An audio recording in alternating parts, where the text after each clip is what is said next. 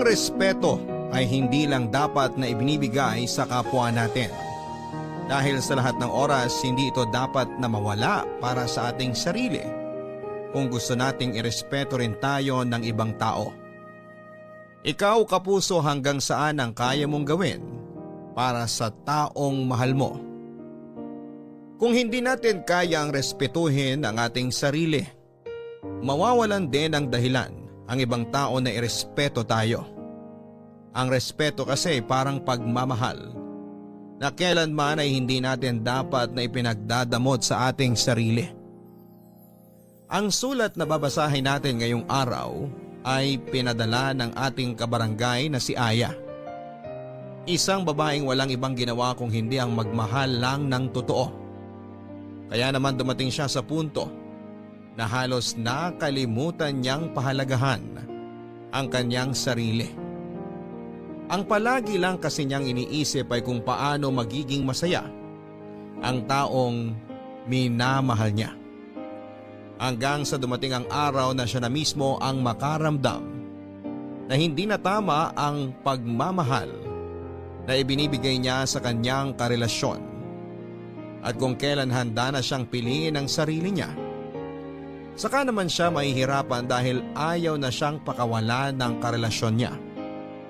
Gusto mo na bang makilala si Aya at marinig kung paano siya nagsakripisyo para lamang sa taong mahal niya?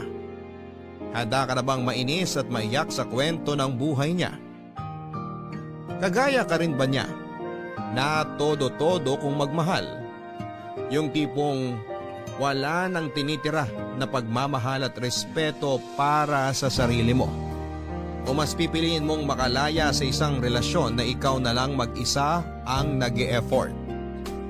Si Aya kaya, paano niya na-realize na mali na ang paraan niya ng pagmamahal?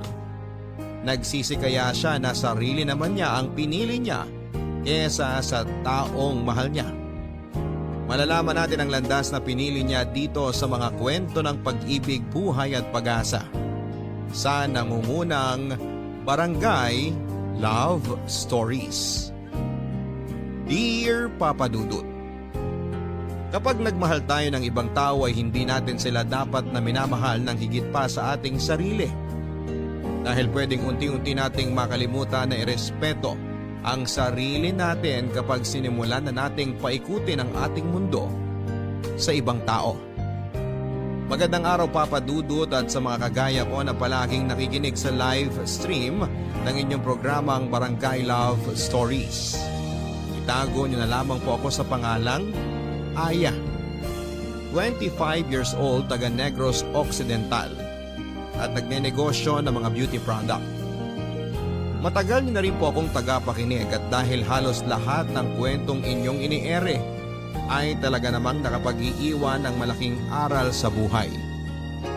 At dahil alam ko na may aral din itong kwento ng buhay ko ay naisipan ko na itong ibahagi sa inyo. Nasa first year college ako Papa Dudut nang makilala ko si Jed. Magkaiba kami ng kurso pero may ilang subject na magkaklase kami. Madalas siyang tumatabi sa akin kaya naging close din talaga kaming dalawa. Hanggang sa niligawan na niya ako at sinagot ko rin naman siya bago matapos ang second semester namin sa first year. Siya kasi talaga yung tipo ng lalaki Papa Dudut na matangkad, gwapo at active sa mga sport activity. Kaya hindi ko na rin pinatagal noon ang panliligaw niya sa akin. At dahil hindi pa pwede kay mama na mag-boyfriend ako, pinakilala ko lang si Jed noon bilang kaibigan at kaklase ko. Mabait namang boyfriend si Jed, makulit siya at palabiro kaya tumagal din ang halos 2 taon noon ang relasyon namin Papa Dudut.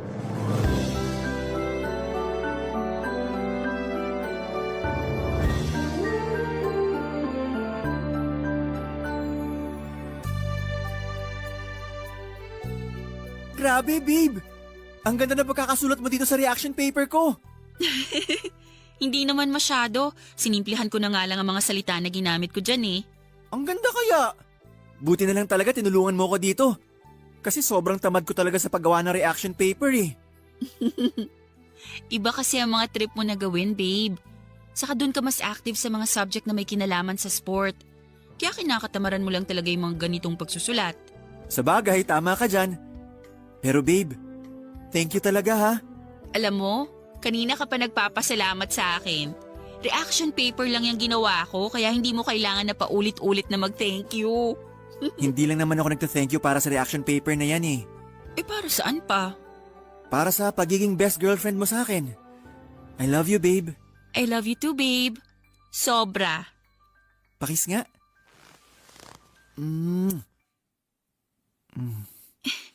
Babe, sandali lang. Bakit? Baka dumating na yung mga kasama mo dito sa boarding house. Mamayang gabi pa sila uuwi. Babe, sandali lang. Itigil mo na muna yung ginagawa mo sa akin. Babe, sabi ng teka lang eh. Ano bang problema mo? Bakit ka sumisigaw dyan? Hindi naman ako sumisigaw. Eh kasi naman, binubuksan mo na tong botones ng blouse ko. Eh ano naman? Boyfriend mo naman ako at girlfriend kita. Magto 2 years na nga tayo tsaka dati na naman natin ginagawa to, babe. Oo nga, pero hanggang bewang lang yung kamay mo dapat. Sinabi ko na yun sa'yo, di ba? Bakit parang gusto mo nang ipasok sa loob ng blouse ko yung kamay mo kanina? Ang arte mo naman, Aya. Akala ko ba mahal mo ko?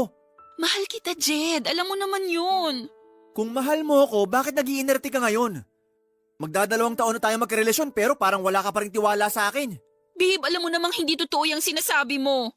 Mula nung unang araw na maging tayo, malaki na ang tiwala ko sa'yo. Babe, huwag ka nang magtampo. Payakap nga ako sa babe ko. Kung mahal mo talaga ako, ibibigay mo ang gusto ko. Aya, matagal naman na tayo magkarelasyon. Baka naman kahit isang beses lang subukan natin gawin to. Normal naman to eh. Di ba nga sabi nila, pinapatibay daw ng sex ang relasyon ng dalawang taong nagmamahalan. Kaya kapag ginawa natin yun, sigurado ako na mas lalong titibay ang relasyon nating dalawa.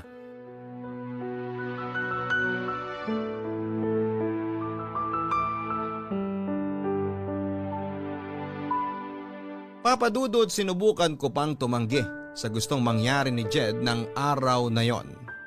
Pero tuluyan na rin akong bumigay at sinuko ang aking bataan sa kauna-unahang lalaking tinibok ng puso ko. At pagkatapos naming gawin ni Jed ang bagay na yon, mas naramdaman ko ang pagmamahal niya para sa akin. Siguro kasi nag-iba rin ang higpit ng yakap niya sa akin ng mga oras na yon. At kita ko sa mukha niya na sobrang natuwa siya dahil binigay ko na ang matagal na niyang hinihingi sa akin. Ang aking buong sarili.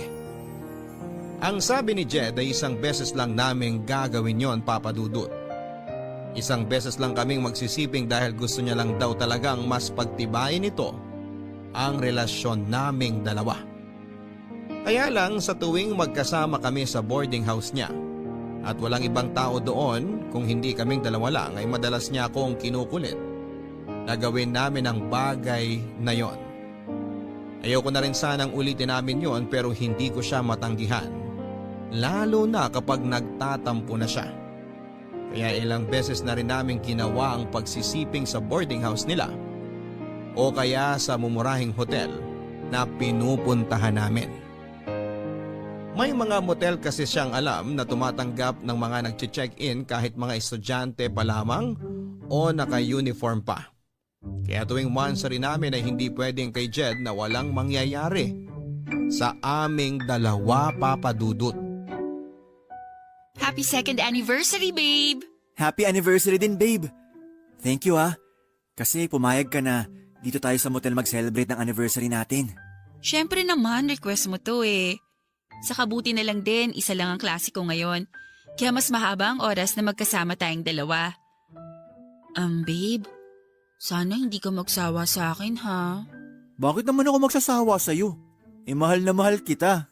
Wala lang, natatakot lang ako na mapagaya tayo sa iba na pagkatapos ng ilang beses na may nangyari sa kanila, bigla na lang silang naghihiwalay.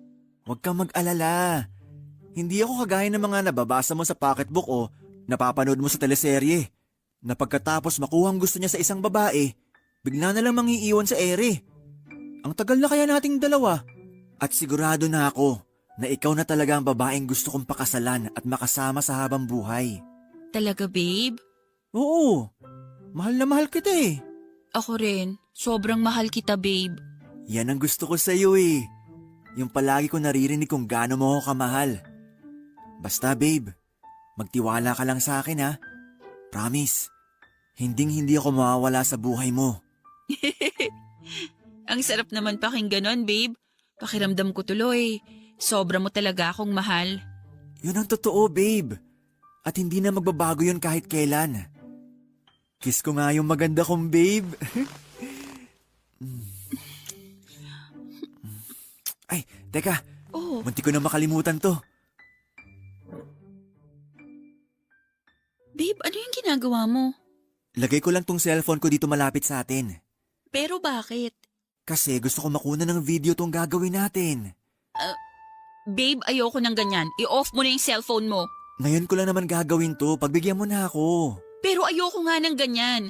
Hindi nga ako komportable na mapanood ang sarili ko sa video eh. Tapos ire-record mo pa tong ginagawa natin? Eh di wag mong panoorin to, babe. Ginagawa ko lang naman to kasi second anniversary natin ngayon. Gusto ko lang ng souvenir sa espesyal na araw na to. Pwede naman na ibang video na lang ang kunan mo sa ating dalawa. Huwag na tong ginagawa natin dito sa kama o sa loob ng motel. Baka mamaya kumalat pa yan eh. Bakit naman to kakalat? Wala ka pa rin ba talagang tiwala sa akin hanggang ngayon? Ano bang akala mo, babe? Ipagkakalat ko tong video nating dalawa? Grabe ka naman mag-isip sa akin. Hindi naman sa ganun. Nag-aalala lang ako na kung anong pwedeng mangyari na hindi maganda. Ang dami-dami nating napapanood sa balita tungkol sa kumakalat na malaswang video at ayoko na mangyari sa atin yun. Hindi mangyayari yun sa atin, basta magtiwala ka lang. Para lang naman sa mga mata ko tong video na i-record ko. Gusto ko lang na may maisave ako na kakaiba at magandang alaala nating dalawa. Siyempre, espesyal tong araw na to para sa akin, babe. Kaya pumayag ka na, please. Ngayon lang to sa anniversary natin. Promise. Sige na nga. Basta ilayo mo na lang yung cellphone mo. Kasi naiilang talaga ako na may camera na nakatapat sa ating dalawa ngayon eh.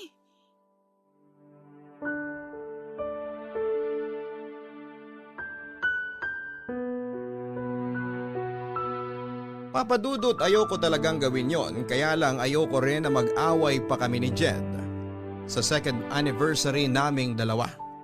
Kaya naman kahit naiilang talaga ako ay hinayaan ko na lamang na i-record ng cellphone niya na nasa malapit lang sa amin ang ginagawa naming pagsisiping. Kaya lang hindi rin ako kontento doon si Jed. Kinuha niya rin ang cellphone na yon at hawak niya yon habang nire-record ng malapitan ang ginagawa naming kalaswaan noon. Sobrang naiilang at nahihirapan akong kumilos noon. Pero dahil gusto ko siyang pagbigyan ay naging sunod-sunuran na lamang ako sa lahat ng gusto niyang mangyari ng araw na yon. Kahit labag pa yon sa kalooban ko. Ang totoo, Papa Dudut, ay lumaki ako sa medyo konserbatibong pamilya. Wala na akong papa at tanging si mama na lamang ang nag-aalaga sa aming 4 na babaeng magkakapatid. Pangalawa ko sa aming 4 at nagtatrabaho na noon sa abroad ng ate ko. Hindi naman naging mahigpit sa pag-aalaga at pagpapalaki sa aming magkakapatid ng mama ko. Pero hindi siya nagkulang sa pagpapaalala sa amin na maging maingat kami sa aming mga sarili. At sana raw ay huwag naming hayaan na makagawa kami ng pwede naming ikapahamak. Alam ko naman na mali talaga na hinayaan ko si Jed na kuhanan ng video ang ginagawa naming kalaswaan. Pero malaki kasi ang tiwala ko sa kanya. Pinanghawakan ko ang pangako niya na hindi niya yon sisirain. Hindi porke madalas nating kasama ang isang tao ang ibig sabihin ay lubusan na natin silang kakilala.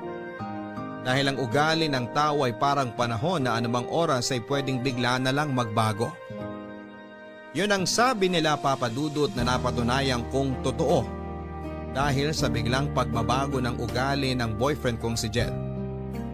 Nasa first semester na kami sa 4th year noon nang maging mainitin ang ulo niya. Madalas na malate lang ako ng konti sa date namin ay sinisigawan na kaagad niya ako o nagwo-walk out siya. May mga oras din na nakapagbibitaw siya ng masamang salita sa akin. O kaya ay minumura niya lang ako bigla kahit pa sa harapan ng maraming tao kapag nababadtrip siya. Kahit nga rin sa tawag o text ay palagi ako nakakatanggap ng mura sa kanya. Naging madalas din ang pagsiselos niya kahit makita niya lang na may kausap akong lalaking kaklase ko. Ewan ko ba Papa Dudut, alam ko namang may problema sa ugali noon si Jed at sa relasyon naming dalawa pero tiniis ko pa rin ang lahat ng yon.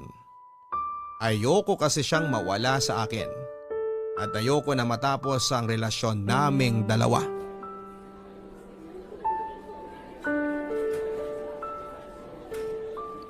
Halika! Halika dito! Aray ko! Aray! Aray ko, babe! Nasasaktan na ako! Masasaktan ka lalo sa akin kapag hindi ka tumigil sa kakasalita mo dyan. Bitiwan mo nga kasi yung braso ko! Hindi naman ako lalayo sa'yo! O ayan, Aray! Hindi mo naman ako kailangang itulak! alam mo ikaw, ang arte-arte mo. Binitawan lang kita tapos sasabihin mo na tinulak na kita. Ano na naman ba kasing problema mo at parang sa akin mo binubunton niyang init ng ulo mo? Hindi ko binubunton sa iyo ang init ng ulo ko. Dahil ikaw mismo nagpapakulo ng dugo ko ngayon sa galit. Ano na naman bang ginawa ko sa'yo? Ano, Aya? Maang-maangan ka na naman talaga dyan? Jed naman eh. Sabihin mo na lang kasi sa akin kung ano man yung kinakagalit mo. Para hindi na ako naguguluhan dito. Ang galing mo rin talaga umarte, no? Akala mo ba hindi kita nakita kanina sa kantin? Nakikipagharutan ka kay Albert. Ako? Nakikipagharutan sa kanya? Bakit ko naman gagawin yun?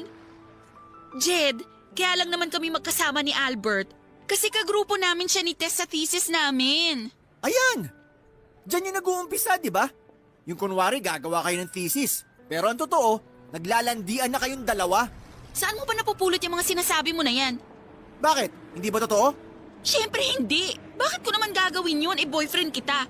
At malaki ang respeto ko sa relasyon nating dalawa. So kapag hindi mo pala ako boyfriend, plano mo talagang landiin yung Albert na yon? Jed naman, ano ba? Saan ba talaga pupunta tong usapan na to? Tapatin mo nga ako, Aya. Type mo si Albert kaya lagi ka nagpapakyut doon, no? Ano na naman ba yung sinasabi mo? Alam mo, hindi na kita maintindihan. Saka yung takbo ng utak mo kasi... Aray ko, Jed! Bakit mo naman ako sinampal?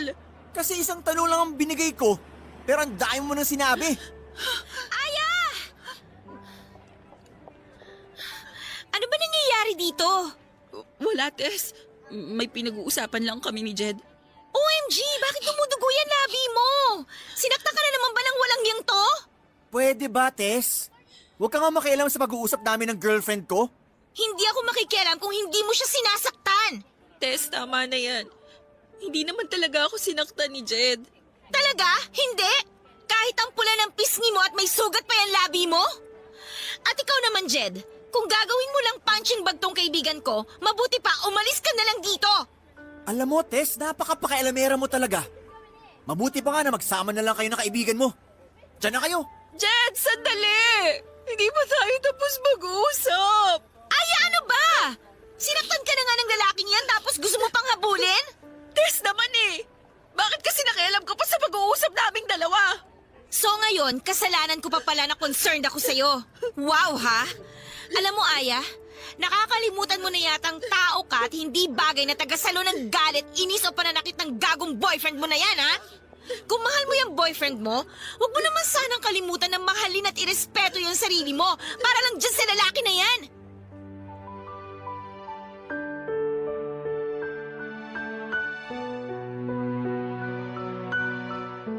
Papadudot alam ni Tess na hindi yun ang unang pagkakataon na nasaktan ako ng pisikal ni Jed kaya naman grabe rin talaga ang inis niya sa akin ng araw na yon. Ilang beses na niya kasi akong pinayuhan na hindi na raw healthy ang relasyon namin kaya dapat ay makipaghiwalay na ako dito. Pero ilang buwan ko pang tiniis ang ugali na yun ni Jed. Wala mahal ko talaga siya. At malaking bagay din talaga yung si Jed, ang kauna-unahang lalaking nakasiping ko. Aaminin ko na ang iniisip ko noon kaya ayoko makipaghiwalay sa kanya ay wala ng ibang lalaki. ang magkakagusto sa akin kasi nga hindi na ako virgin. Na si Jed na ang gusto kong makasama sa habang buhay kasi sa kanya ko ibinigay sa kauna-unahang pagkakataon ng sarili ko na gusto kong pilitin na ayusin ang relasyon namin dahil ayokong mawala siya sa buhay ko. Kaya lang papadudot lahat naman tayo ay marunong mapagod sa pagtitiis hanggang sa makaramdam na lang tayo na gusto na nating sumuko. Dahil dumating din po ang point lalo na nang muli akong masaktan ni Jed dahil isang kaklase ko naman ang pinagsilosan niya. Nasampal niya ako kasunod ng malulutong na mura at masasakit na salita. Kaya na mga oras na yon ay hindi na ako nakapagpigil at tinapos ko na ang relasyon naming dalawa. Nakita ko ang biglang pagbabago noon sa mukha niya na parabang nagulat siya at nagsisi sa ginawa niya sa akin. Pero dahil pagod na akong magtiis, hindi ko na siya binigyan pa ng isang pagkakataon na ayusin ang relasyon namin, Papa Dudut.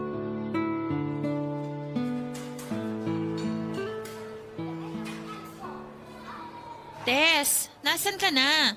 Sorry ha, traffic kasi dito sa dinaanan ng jeep na sinasakyan ko pero malapit na ako dyan.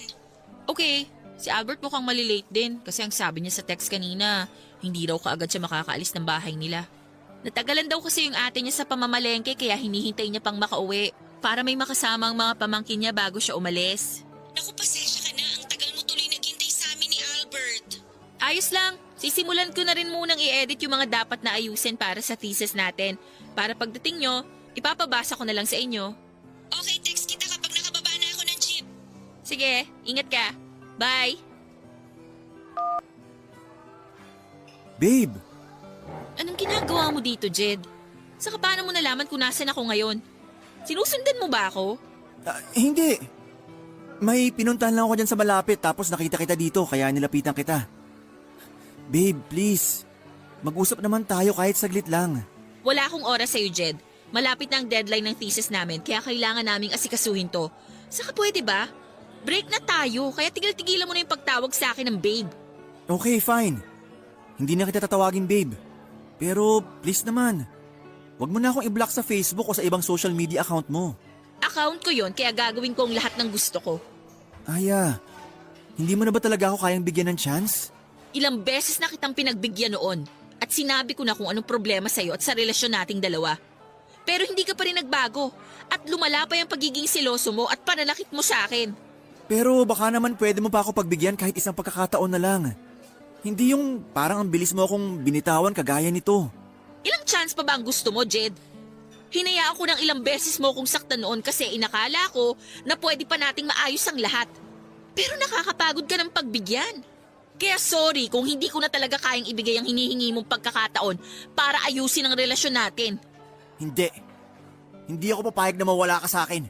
Jed naman, huwag mo nang pahirapan ang sarili natin.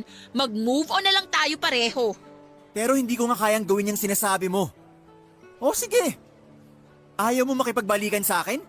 Okay, fine. Pero wag mo akong sisisihin ha. Kapag nakita mo ang sarili mo sa kumakalat na malaswang video. Ha? Anong ibig mong sabihin?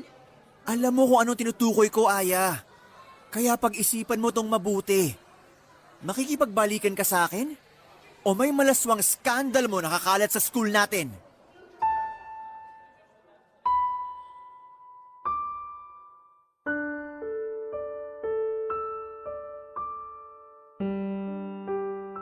Papadudot, hindi na ako nakasagot sa tanong na yon ni Jed sa akin. Bigla na kasi akong kinabahan. Kaya wala na rin akong makapa na salita noon. Hanggang sa dumating na si Tess na dahilan para bigla nang umalis si Jed sa harapan ko. Gusto pa sana siyang habulin at awayin ni Tess pero sinabi ko sa kanya na hayaan na lang na umalis si Jed. Dahil wala naman siyang ginawang masama sa akin. Hindi ko sinabi kay Tess ang pagbabantang ginawa ni Jed, Papadudut, dahil nahihiya ako na malaman niya na pumayag ako sa pagbivideo na gusto ni Jed noon. Pero napansin niya na may gumugulo sa isipan ko ng mga oras na yon. Nang tanungin niya ako tungkol doon ay sinabi ko na wala lang yon, kaya huwag na akong alalahanin pa. At nang dumating ang isa pa naming kagrupo sa thesis na si Albert ay pinilit ko ang sarili ko na mag-focus sa dapat naming gawin at pag-usapan na tatlo. Sobrang hirap papadudot dahil sobrang nag-aalala ako na baka totohanin ni Jed ang pagbabanta na ginawa niya sa akin ng araw na yon. Nang makauwi ako ng bahay, papadudot ay hindi pa rin maalis sa isipan ko ang pagbabanta ni Jed tungkol sa video na ginawa naming dalawa. Pero pilit kong kinumbinsi ang sarili ko na hindi naman siguro gagawin ni Jed na ikalat ang video na yon dahil naniniwala ako na kahit papaano ay may respeto at pagmamahal pa rin siyang natitira para sa akin. Kaya lang papadudot hindi pa rin siya huminto sa panggugulo sa akin. Kapag nakikita niya akong walang kasama sa school, ay nilalapitan niya ako at pilit na kinakausap. Gumagamit din siya ng mga dami account sa Facebook para ma-message niya ako at sinasabi niya na balikan ko na siya. Sinubukan ko na pakiramdaman noon ang sarili ko papadudot kung may pagmamahal pa ba akong nararamdaman kay Jed na pwede kong gawing dahilan para balikan siya. Kaya lang, wala na talaga. Sadyang napagod na ang puso ko noon na mahalin siya kaya nagmatigas ako sa desisyon ko na hindi muli pang makipagbalikan pa sa kanya.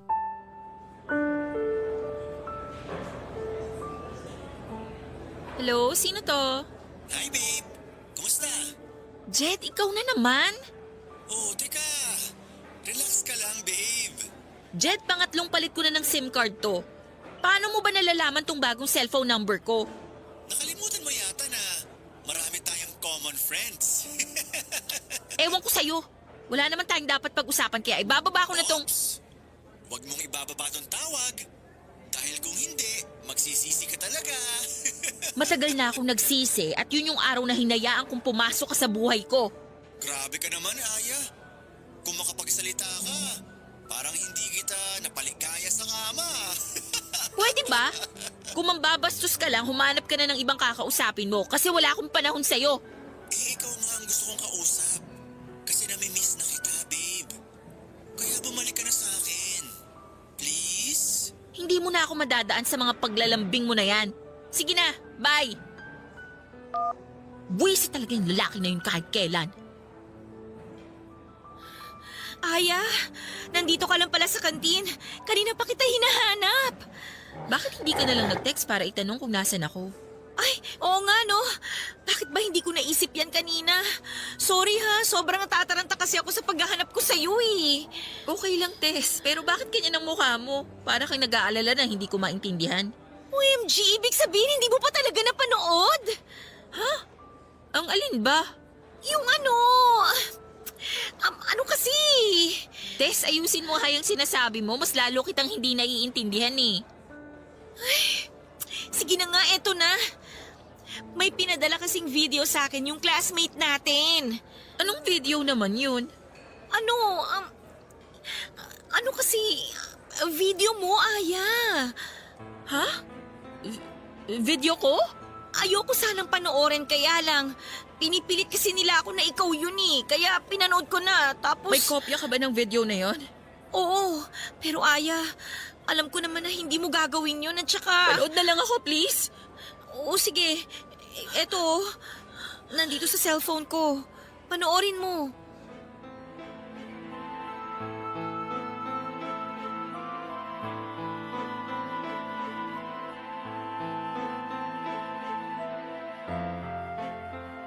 Halos maiyak ako nang makita ko ang sarili ko sa video na pinapanood sa akin ni Tess Papadudut.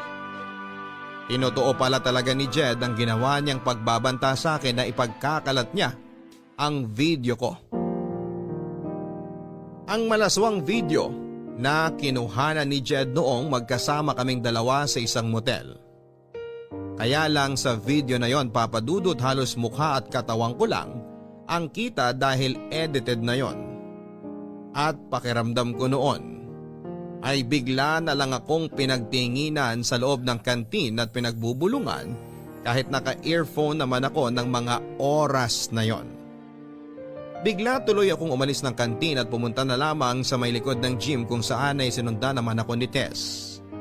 At dahil itinuring ko siyang totoong kaibigan ay pinagtapat ko na sa kanya noon na ako talaga ang nasa malaswang scandal na yon. At si Jed pa ang kumuha ng video. Sinabi niya na kailangan daw na magsumbong na ako sa mga pulis para maaksyonan daw ang ginawa sa akin ni Jed. Pero syempre hindi ako sumang-ayon, Papa Dudut, dahil una sa lahat, ayokong malaman ni Mama ang ginawa kong kalaswaan, Papa Dudut.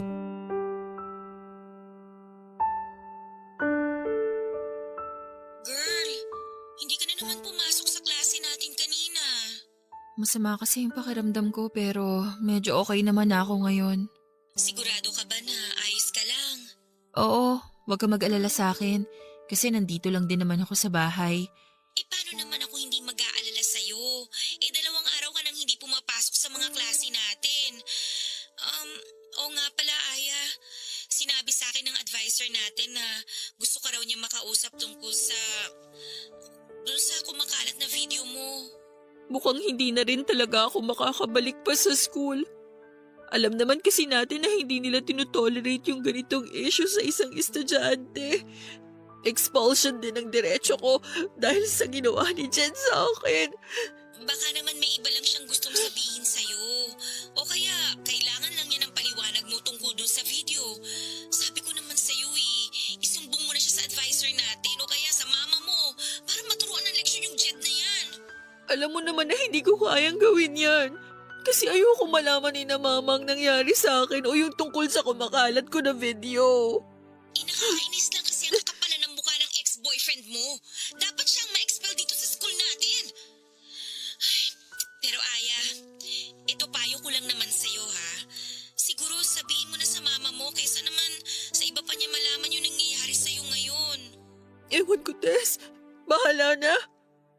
Sige na, ibababa ko na tong tawag kasi kailangan ko na rin magluto para sa hapunan namin. Okay, sige. Basta tawagan mo ako kapag kailangan mo ng kausap ha. Oo, salamat. Bye.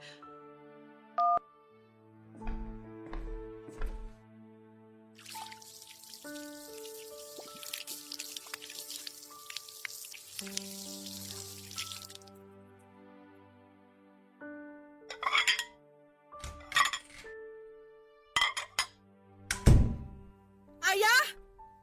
Aya, nasan ka? Ma, bakit po? Magluluto pa lang po sana ako. Magtapat ka nga sa akin. Ikaw ba to? Oh, Ma, sino pong nag-send ng video na yan sa cellphone niyo? sabihin mo sa akin. Hindi naman ikaw to, di ba? Kamukha mo lang tong babaeng nasa malaswang video na to. Alam ko na hindi ikaw to kasi hindi mo magagawa ang bagay na to. Aya, sumagot ka! Sabihin mo sa akin na hindi ikaw to. Nakahawig mo lang tong babae kasi sigurado ako na hindi mo naman kayang gawin to, hindi ba? Hindi ba tama ako? Tama ako na mali ang mga kapitbahay natin sa chinichismis nila tungkol sa'yo? Sabihin mo sa akin na hindi sila nagsasabi ng... I'm sorry. Sorry po. Sorry po, Mama. Bakit ka nagsasorry? Aya, huwag mo sabihin na ikaw talaga tong nasa malaswang video na to. Opo, Mama. Ako po, pero hindi ko naman po ginusto. Hindi kang babae ka! Paano mo nagawa to sa sarili mo?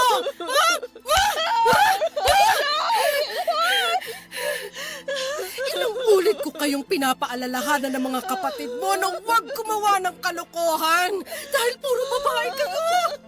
Tapos eto ka, nagpapavideo ng mga kalaswang ginagawa mo?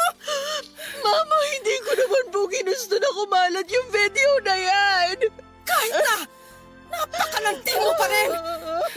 Napakalaswa mong babae. Hindi mo na ginalang ang sarili mo. Hindi mo na nirespeto yung katawan mo. Nakakahiya ka. Nakakahiya kang anak. Kinakahiya kita at yung kahihiyan na ginawa mo sa sarili mo.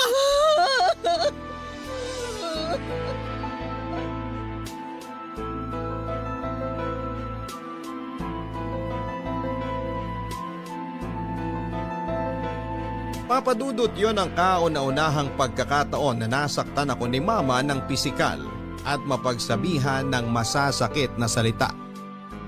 Hindi ko naman siya masisisi dahil sobra kong sinira ang tiwala niya.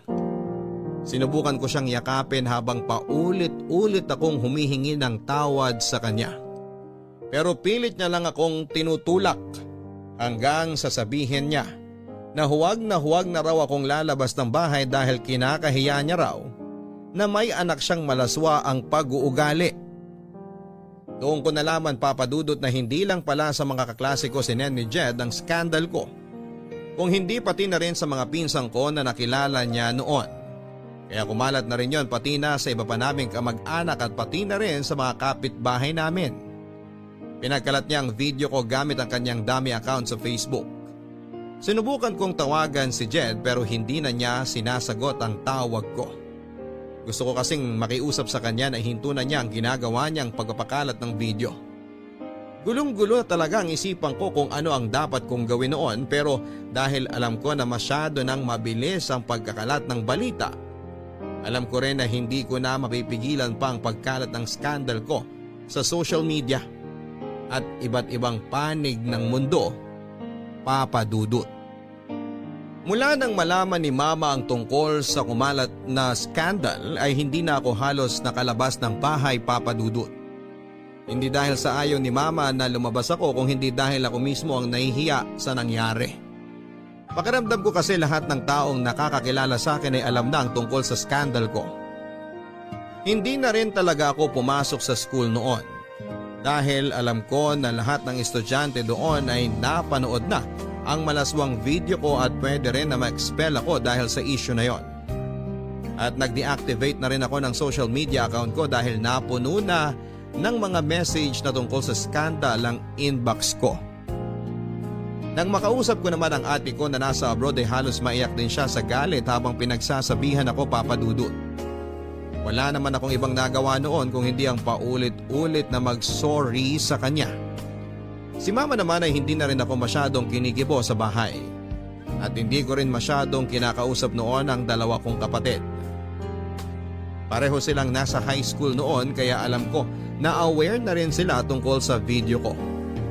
Papa Dudut, gusto ko na rin talagang maglayas noon pero wala naman akong alam na ibang pwedeng puntahan. Kaya naman kinulong ko na lamang ang sarili ko sa lungkot at pagsisisi sa loob ng kwarto.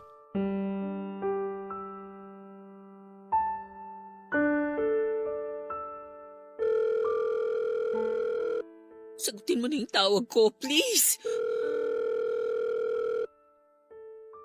Oh, babe! Napatawag ka! Na-miss mo ako? Walang hiya ka, Jed! Bakit mo ginawa yon? Ha? Ang alin? Huwag ka nang mag-deny dyan. Alam ko naman na alam mo kung anong tinutukoy ko. Ah! Yung tungkol ba to sa scandal mo? In fairness, babe sexy mo dun. Parang sarap na sarap ka habang nakikipag-ano ka sa video na yun. Napakasama mo talaga, Jed! Oh, bakit? Anong masama sa sinabi ko? Totoo naman, diba? Ang lakas kaya ng ungol mo dun sa video. Ikaw naman kasi, babe. Bakit ka naman kasi pumayag na magpakuha ng video? Ayun tuloy. Napanood na ng ibang tao kung gaano ka kahilig sa sex. Tigilan mo na nga yung pagtawag sa akin ng babe! Ang kapal din naman talaga ng mukha mo na sabihin sa akin yan! Alam ko naman na ikaw ang nagpakalat ng video ko na yon! Oh, teka lang. Hinay-hinay ka sa pagbibintang mo. Kasi wala ka namang katibayan dyan. Ang kapal talaga ng mukha mo na magbaang-maanga pa dyan! Bakit? Totoo naman hindi ko nga alam kung ako ba talaga kasama mo dun sa video eh. Jed, pwede ba? Ikaw lang naman ang lalaki na kagalaw sa akin at alam mo yon!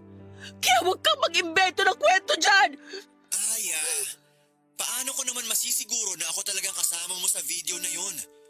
Mukha mo at katawan mo lang naman na nakikita dun. Kitang-kita dun na enjoy ka habang kinukunan ka ng video. Pinilit mo lang ako na pumayag, kaya pwede ba? Tigilan mo na yung pag-iimbento mo ng kwento!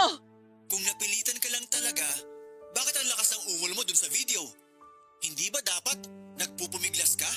Sumisigaw ka ng, tama na po, huwag niyo na po akong kunan ng video. Pero hindi yun ang sinasabi mo sa video, Aya. Sarap na sarap ka habang oras na yun. Ano ba talaga gusto mo, Jed? Bakit mo ginagawa mo to sa akin? Alam mo naman ang gusto ko, Aya. Ang bumalik ka sa akin. Pero ang arte mo lang masyado eh. Kaya pinaparusahan kita. Wala naman akong kasalanan sa'yo. Tinapos ko naman ang maayos ang relasyon nating dalawa at sinabi ko sa iyong dahilan kung bakit ayoko na. Ah, ayaw mo na talaga? Ganun na lang talaga yon? Oo nga pala, may naalala ako. Ikaw, naaalala mo pa ba? Yung nakaluhod ka? Habang nakatutok yung cellphone ko sa'yo? Hindi ko pa pala yun nasisend sa mga kaibigan natin o kamag-anak mo. Dahil gusto kong pagsawaan mo ng panoorin yun bago ko ipasa sa kanila. Jed, please! Itigil mo na to! Maawa ka naman sa akin. Halos itakwil na ako ni Mama nang dahil sa video na pinakalat mo. Hala, talaga? Sorry hindi ko alam eh. Pero sige, hindi ko na ikakalat yung video na nakaluhod ka. Sa isang kondisyon, pumunta ka sa lugar na i-text ko sa'yo.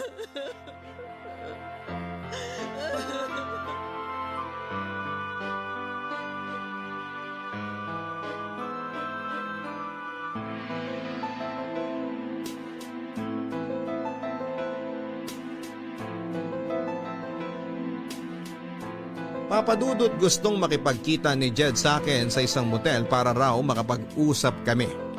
Pero hindi ako pumayag dahil alam ko naman ang gusto niya talagang mangyari noon. Sinabi ko sa kanya na hindi na ako babalik pa talaga sa kanya at hindi na ako papayag na may mangyari pa sa aming dalawa.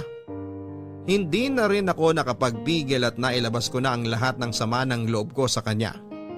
Mula sa pagiging seloso niya, mapanakit na boyfriend hanggang sa pagkawala ng pagmamahal na dati kong nararamdaman para sa kanya. Naramdaman ko rin ang galit niya noon sa boses niya at muli akong pinagbantaan na ipagkakalat niya ang isa ko pang malaswang video. Nagtapang-tapangan ako at sinabi ko na hindi ako natatakot sa kanya. Kaya lang kinagabihan papadudot ay tinawagan ako ni Tess para sabihin na may kumalat na namang bagong video ko. At yun nga yung tinutukoy ni Jed na nakaluhod ako sa harapan niya habang kinukuhanan niya ako ng video. Hindi lang yun ang kumalat kung hindi pati na rin ang iba't ibang version ng kwento na tungkol sa pagkatao ko. Na iba't ibang lalaki raw ang kasama ko sa video na yon na nagbebenta raw ako ng katawan kaya may ganon ngalaswang video. Na matagal na raw akong hindi nag-aaral dahil pariwara na raw ang buhay ko. At kung ano-ano pang version ng kwento na hindi naman totoo. Nalaman ko yun mismo mula kay Tess, Mama at sa mga kapatid ko.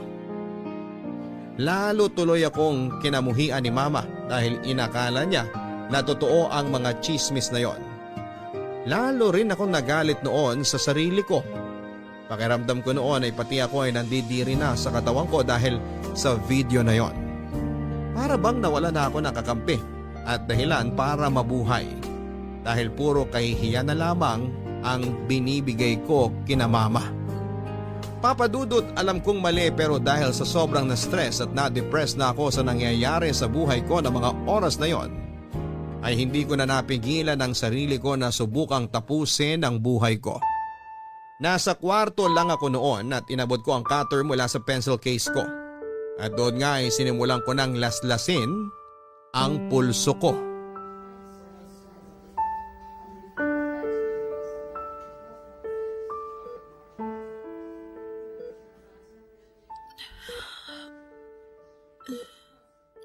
Tess? OMG, Aya! Sa wakas, gising ka na. Nasaan ako? Ano ka ba, girl? Hindi mo ba natatandaan kung anong nangyari sa'yo at anong ginawa mo sa sarili mo? Malabo yung naaalala ko. Basta sobrang sakit ng ulo ko at braso ko ngayon. Ay nako, pinagtangkaan mo lang naman na masama ang sarili mo. Mabuti na lang at naisipan kong dumalaw sa inyo kagabi kasi kung hindi, baka hindi ka katukin ng mama mo sa kwarto mo. At doon nga, nakita ka namin na wala ng malit, duguan yung mga kamay mo. Akala ko, panaginip lang ang lahat. Totoo pa rin pala. Totoong pinakalat palalo ni Jed ang skandal ko. Pero Aya, hindi mo pa rin dapat ginawa yun. Alam mo naman na malaking kasalanan sa Diyos ang pagtangkaan ng masama ang mga sarili natin, di ba? Hindi mo kasi ako naiintindihan. Dahil wala ka sa kinatatayuan ko. At hindi ikaw yung may malaswang video na kumakalat ngayon. Kahit na. Kasalanan pa rin sa Diyos yung ginawa mo. At isa pa, hindi naman matutuldo ka ng problema mo kapag ginawa mo ulit yan. Hindi ka magiging totoong payapa. Kahit kailan hindi naging sagot sa mga problema natin ang pagtangkaan ng masama ang sarili natin. Marami tayong pwedeng gawin para lang maging totoong maayos ang buhay natin. At ang kauna-unahang dapat nating gawin ay ang magpakatatag sa lahat ng pagsubok kagaya ng dumating sa'yo. Alam ko naman yun. At nagsisisi naman talaga ako sa ginawa ko sa sarili ko. Tama si Mama na dapat binigyan ko ng respeto ang sarili ko at katawan ko. Dapat hindi ako pumayag sa lahat ng mga gustong mangyari noon ni Jed. At naiinis lang ako kasi ang tanga-tanga ko. Kasi naging sobrang mahina ako. Yes? Sorry kung natagalan ako sa... Aya? Ay, salamat sa Diyos. Sa wakas nagising ka na. Lalabas po muna ako para magkape, tita. Sige, Iha. Salamat ulit sa pagbabantay sa anak ko, ha? Wala pong anuman, tita. Aya, balik na lang ako mamaya, ah.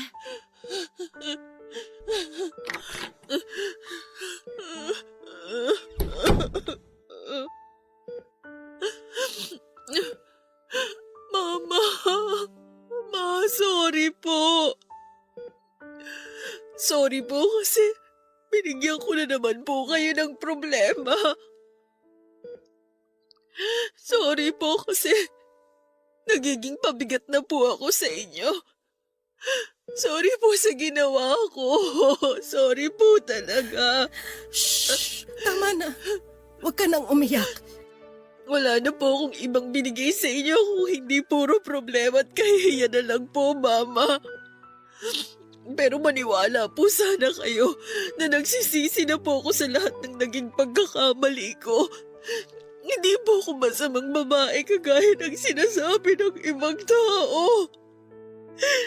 Hindi po totoo na kung kani-kaninong lalaki po ako pumapatol. Si Jed lang po ang naging boyfriend ko. Mama, siya lang po ang lalaking kasama ko sa lahat ng kumalat ng malaswang video ko. Maniwala po sana kayo sa akin. Hindi mo ako nagsisinungaling. Hindi mo ako masamang babae, Mama. Naniniwala naman talaga ako sa'yo. Nadala lang talaga ako ng galit ko kaya nakapagbitaw ako ng masasakit na salita. Sorry rin, anak, kung hindi kita masyadong inintindi at mas pinakinggan ko pang masasamang naririnig ko mula sa ibang tao. Pero sinabi na sa akin ni Tess ang lahat na nangyari sa'yo. Kaya alam ko na nagkamali ako ng mga taong pinakinggan at pinaniwalaan. Kasalanan ko rin naman po kasi masyado kong binigay ang lahat kay Jed. Kasalanan ko kasi nagtiwala ako sa kanya. At alam ko rin po na malaking kasalanan ang ginawa kong pagtatangka ng masama sa sarili ko. Kaya sana, huwag mo nang uulitin ang lahat ng yon, Aya. Lalo na ang pananakit mo sa sarili mo. Ayoko mawala ka sa akin. Hindi ko kakayanin kapag nawalan ako ng anak. Basta ito ang pangako ko sa'yo, Aya. Gagawin natin ang lahat para papanagutin ng Jed na yon sa mga kasalanan niya sa'yo. At tutulungan ka namin ng mga kapatid mo na maibalik sa normal ang buhay mo.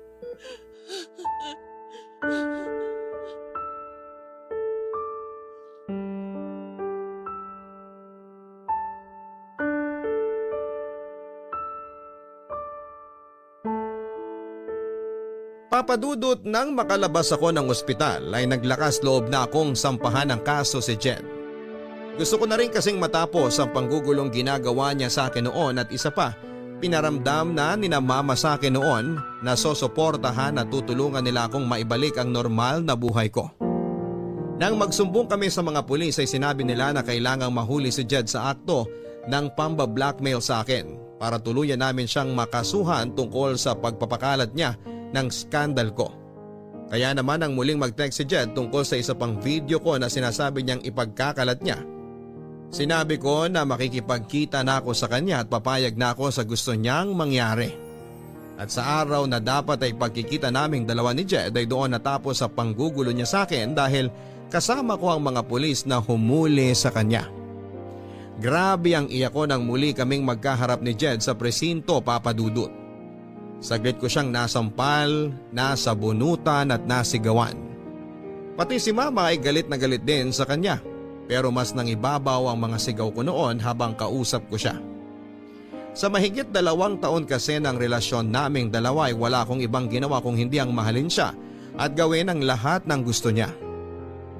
Pero ang pagsira pa pala sa buhay ko, ang isusukli niya sa lahat ng pagmamahal na pinaramdam ko sa kanya. Hindi ko rin alam, Papa Dudut, kung tinulungan ba ako ng tadhana na mapabilis ang pagpaparusa kay Jed dahil 2 buwan pa lamang siyang nakukulong noon nang mabalitaan ko na nagkaroon ng malaking sunog sa lugar nila at natupok ng apoy ang bahay nila kasama na ang kanyang buong pamilya. Ayoko mang matuwa dahil sa nangyaring yon sa pamilya niya, pero hindi ko maiwasan dahil parang karma na yon kay Jed para sa ginawa niyang pagsira sa buhay ko. Papa Dudut, dahil po sa dami ng problema ang kinasangkutan ko noon ay hindi na ako nakabalik pa sa pag-aaral. Nalaman na rin kasi ng advisor namin at iba pang may mga mataas na katungkulan sa university ang nangyaring gulo sa buhay ko. At balak na rin nila akong i-expel kaya ako na lang ang nag-drop out mula sa pag-aaral. Nagawa namang maipasa ni na Tess ng thesis nila kahit na wala ako sa grupo. Nasa bahay na lamang ako pero palagi naman akong kinakausap ni na Mama at ng mga kapatid ko. Palagi nilang pinaparamdam sa akin na sa kabila ng mga nangyari, nasa tabi ko lang daw sila at hindi nila ako iiwanan. At doon ko nga na-realize na mali talaga ang ginawa kong pagtatangka ng masama sa buhay ko. Dahil palagi naman akong may pamilya na pwedeng hugutan ng lakas ng loob para maging matatag. Kaya naman muli ako nagkaroon ng lakas ng loob na subukang ibalik ang normal kong buhay. Pero hindi na ako nag-aral pa, Papa Dudut.